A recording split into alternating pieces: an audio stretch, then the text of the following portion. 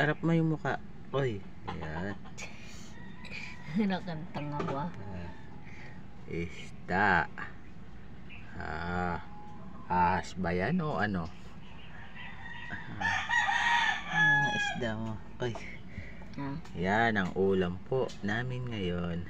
Wala po namin ngayon, ikaw lang. Ano ba yan? Ito yung ano, ito yung mga isda. No? Bata naman dun.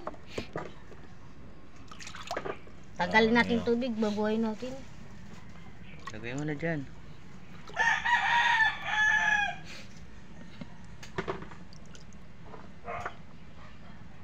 Yan.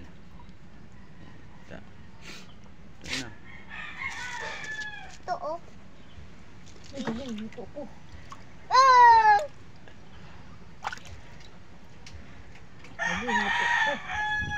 Yan sila. Naman po ang tanghalian namin. Yan o. Paano magbalat? Ayan po. Balatan po ng aking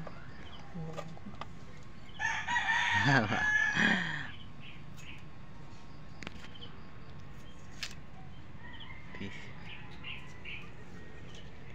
po.